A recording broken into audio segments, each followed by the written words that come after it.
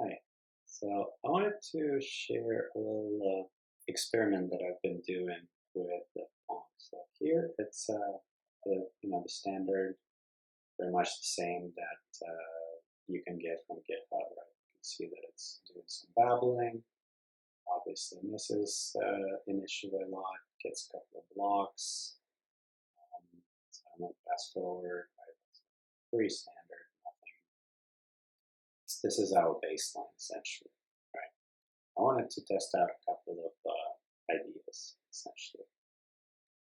So, right, I can see that it gets pretty good after a while at following, but you see this left and right motion seems to like do a lot of movement, and it does get a pretty decent score, but doesn't seem very natural, I guess. That's what I'm driving at. So fast forward again, just to see what it looks like. So keeps going, gets stuck occasionally, but I think that's to be expected again, sometimes as it's going through theories. And it could also be part of, I think we've identified there's like a bottleneck where the buffer gets kind of filled up. So I haven't looked into it. That's not really the point. So I let it run until, I don't know, 30 something. So yeah. By the end of this little training session, it gets to be pretty decent at following. You can see that it's able to hit the ball most of the time. Yeah, I get stuck again like this one. So that's where we're at. So now what I'm going to do is make one little change, and that is instead of using the left and right operations, I'm going to use the go to operation, and I'm going to pass the direction as a parameter. And go to is just because it's already built in, right? So let's see, that's the only change. Let's see what difference it makes. So initially, very similar. It's going through some battling stages until it gets a couple of hits. And yeah, so it's not much different here. I sped it up. But after it gets like, I think, a third block, starting to see a little bit of a difference. There you go.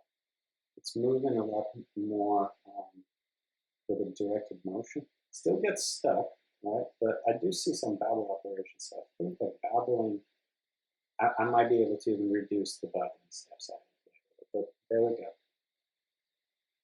After it's successfully gotten like 9 blocks, it's a lot better performance. It's like, seems more natural. And then that speed through the rest of it. It's very good. Like, even misses too, I guess. I didn't really pay attention to that before, but seems to be doing a lot better. Yeah, towards the end,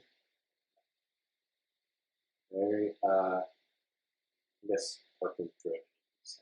So I think having the separate parameter helps it make better connections between the ball position and the movement direction.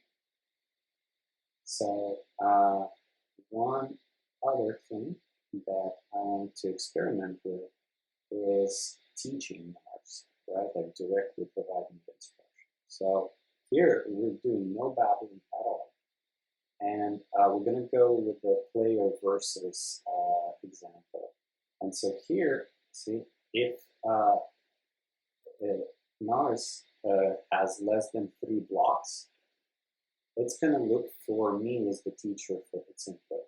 And the input is simply a goal that I input for it to go left, right, or stay put.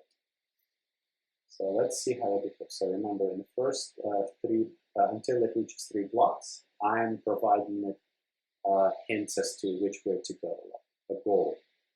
So there we go. I'm kind of like giving it a click. Now it's on its own, so that's it.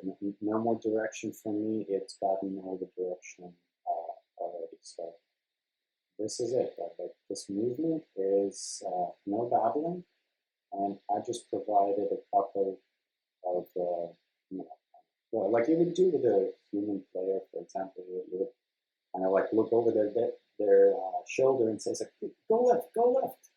And that's essentially what I'm doing by providing a goal to Mars. It is a suggestion, but it must on its own choose to invoke that operation.